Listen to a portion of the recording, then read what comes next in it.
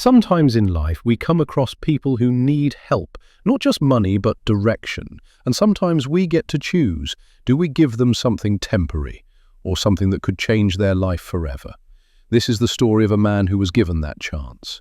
A story about choice, perspective, and a question that opened his eyes. It all began on a quiet morning in a small American town.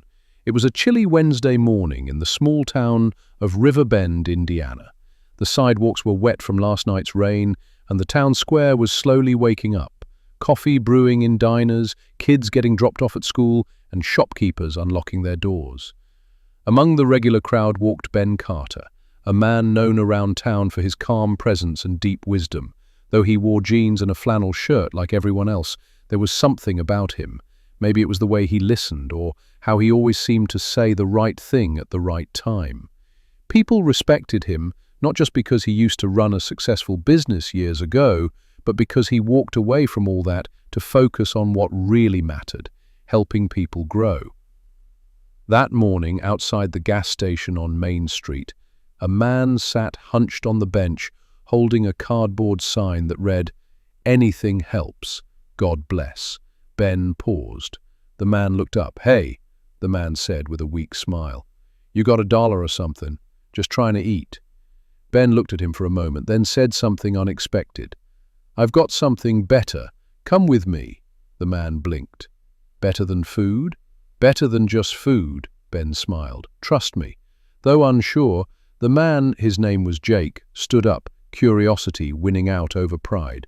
A few minutes later, they walked into Henderson's Hardware, a local supply and outdoor gear store run by an old friend of Ben's. "Hey, Rick," Ben called out. "You got a minute?" Rick looked up from the counter. "For you, always." Ben gestured to Jake. "He's down on his luck, but he's got working hands. You think there's anything he could do for you?" Rick scratched his beard. Actually, yeah. I've got a batch of camping gear I need delivered to my brother's store up in Madison. It's about an hour away. You up for a delivery run, Jake? I'll pay you when you drop it off." Jake's eyes widened. Surprised. "You serious?" "As a heart attack," Rick said, handing him a list and pointing to the stockroom. Ben clapped Jake on the shoulder, encouraging. "There you go, a shot." 3 days later, Ben ran into Jake again, same bench, same sign. His clothes were a little cleaner, but his expression was the same, lost. Ben stopped. "Jake, what happened?"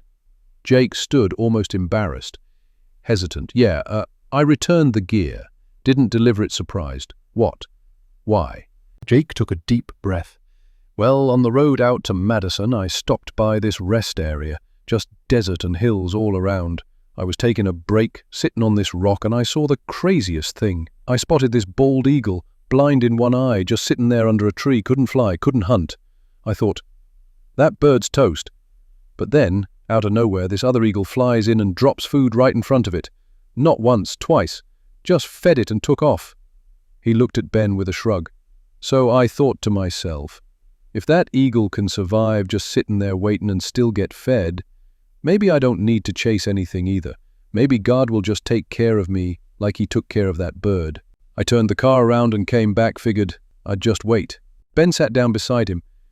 He let the silence settle before asking the question that would change everything. "Jake, why did you choose to be the blind eagle instead of the one that flies in and feeds others?" Jake looked confused. "What do you mean?" Ben's voice was gentle but firm. "You saw an incredible moment. You saw grace, mercy, but you missed the bigger picture. That second eagle, he was the miracle. He had wings, vision, strength, and chose to give. You have those things too. You can walk, talk, drive, work, and yet you decided to be the one who waits. God does take care of his creatures, but sometimes he does it through us. That eagle was God's way of telling you, be the giver, not the one who just waits to be given to." Jake rubbed the back of his neck. "I guess I was just scared. Didn't want to fail." Ben smiled. "Trying and failing isn't failure. Not trying at all is. The eagle that hunts might go hungry some days, but it flies. That's freedom. That's purpose." That night Jake couldn't sleep. He kept seeing the eagle. But this time, in his mind, he wasn't the one under the tree. He was the one in the sky, wings spread wide, bringing food to someone else. The next morning, He returned to Henderson's Hardware. This time, he didn't hesitate. "Is that delivery job still open?" he asked. Rick looked up and grinned. "Truck's out back. Want the keys?" Jake nodded. He took the job, drove to Madison, made the delivery and kept going. Over the next few months he started doing more work for Rick, then other stores. Then he got certified as a courier driver. Eventually he started his own little errand business, helping elderly folks get groceries, delivering parts for mechanics, even handing out food packs on weekends to people in need. One day, months later, Jake met Ben again in town. This time he wasn't on the bench. He was walking, tall, clean clothes, clipboard in hand, and a little eagle pin on his jacket. Ben smiled. "You've got wings now." Jake chuckled. "Yeah. Took me a while to realize I had them all along." In life, we all witness moments of grace. But the real question is, will you be the one who waits to be helped, or the one who flies in to help others? We can all be somebody's eagle, if only we stop waiting and start flying.